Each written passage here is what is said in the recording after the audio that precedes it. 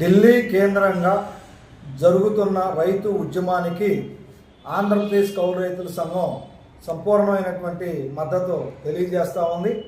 ఆ ఉద్యమం ఫలితాలు సాధించాలని, అదేవిధంగా ఆమరణ నిరాహారదీక్షలో కూర్చున్నటువంటి మన రైతు సంఘం జాతీయ నాయకులు మరి దల్జిత్ సింగ్ దల్లేవాలే ఆరోగ్యాన్ని పరిరక్షించి వారు పెట్టినటువంటి డిమాండ్ పరిష్కారం కోసం కేంద్ర ప్రభుత్వం స్పందించాలని చెప్పేసి మేము కోరుతా ఉన్నాం. ఎప్పటి నుంచో రైతు సంఘాలు డిమాండ్ చేస్తూ ఉన్నాయి. మరి రైతులు పండించిన అన్ని పంటలకు డాక్టర్ స్వామినాథన్ సిఫార్సులు మేరకు C2+50% కలిపి మద్దతు ధరలు ప్రకటించాలని, దానికి చట్టబద్ధత కల్పించే విధంగా పార్లమెంట్లో చట్టం తీసుకురావాలని చెప్పేసి మేము డిమాండ్ చేస్తూ ఉన్నాం. అంతేకాకుండా మరి ఇటీవల కాలంలో 4 లక్షల మంది పైగా రైతాంగం ఆత్మహత్యలకు పాల్పడ్డారు. దీనికి కారణం ఆరుగాలం శ్రమించి పంటలు పండించినటువంటి పంటలకు మద్దతు ధర లేక, సరైనటువంటి ఆదాయాలు పొందలేక, అప్పుల్లో కూరుకుపోయి తీర్చలేనటువంటి పరిస్థితుల్లో ఆత్మహత్యలకు పాల్పడుతూ ఉన్నారు.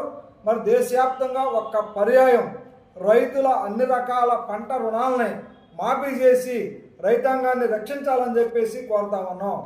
మూడో అంశం ఏంటంటే, ఈరోజు దేశవ్యాప్తంగానే రైతులు మరి పంట రుణాలు పొందలేనటువంటి పరిస్థితులు కనిపిస్తూ ఉన్నది. తనఖా రహిత రుణాలు ఇస్తున్నామని రిజర్వ్ బ్యాంక్ ఆఫ్ ఇండియా ఆదేశాలు చెప్తా ఉన్నాయి. కానీ ఎక్కడా కూడా ఏ రైతుకి, ఏ కౌలు రైతుకి కూడా తనఖా రహిత రుణాలు ఇచ్చినటువంటి పరిస్థితి లేదు.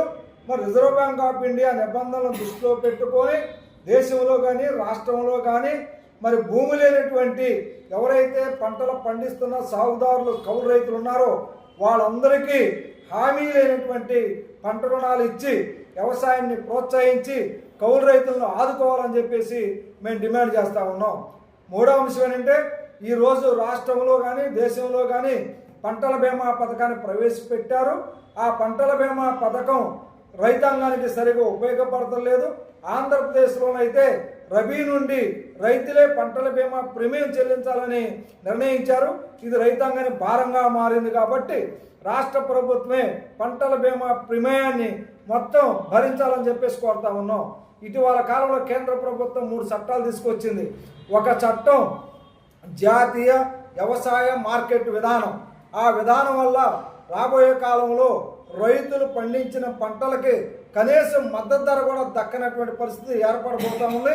మరి నూతనంగా తీసుకొచ్చిన జాతీయ మార్కెట్ వ్యవసాయ విధానం ఏదైతే ఉందో దాన్ని రద్దు చేయాలని చెప్పేసి మేము కోరుతా ఉన్నాం. రెండో అంశం ఏంటంటే, జాతీయ సహకార చట్టాన్ని తీసుకొచ్చారు.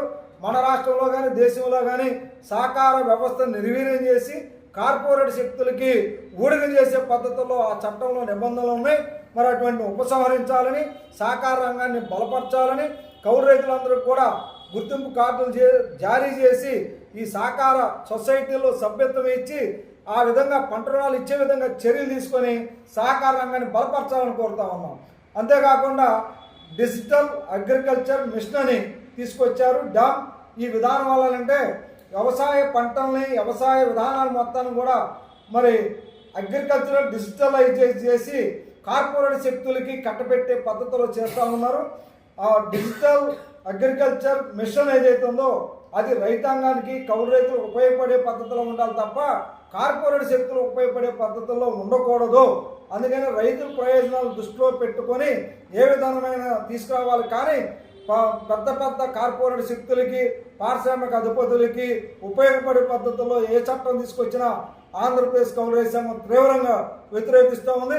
అందుకని రాబోయే కాలంలో రైతులు, కౌలు రైతులకు ఉపయోగపడే పద్ధతిలో విధానం తీసుకురావాలని, కౌలు రైతుల సమగ్ర అభివృద్ధికి ఒక నూతన కౌలు రైతుల చట్టాన్ని తీసుకొచ్చి రైతులకి రక్షణ, సంక్షేమాన్ని కల్పించే పద్ధతుల్లో రాష్ట్ర కేంద్ర ప్రభుత్వాలు చర్యలు ఉండాలని చెప్పేసి ఈ సందర్భంగా కోరుతా ఉన్నాం. నా పేరు పి జమలయ్య, ఆంధ్రప్రదేశ్ కౌలు రైతుల సంఘం రాష్ట్ర ప్రధాన కార్యదర్శి. మరి విలేకరుల సమావేశంలో మరి ఆంధ్రప్రదేశ్ రైతు సంఘం జిల్లా అధ్యక్షులు కొల్లి రంగారెడ్డి గారు, ఆంధ్రప్రదేశ్ కౌలు రైతుల సంఘం జిల్లా అధ్యక్షులు కె విఠలరెడ్డి గారు, ఆంధ్రప్రదేశ్ కౌలు రైతుల సంఘం జిల్లా కార్యదర్శి పి జగన్నాథం గారు, అదేవిధంగా రైతు సంఘం నాయకులు మరి ముప్పాన శివ గారు, అదేవిధంగా ఇతర రైతు సంఘ నాయకులు కూడా పాల్గొనడం జరిగింది.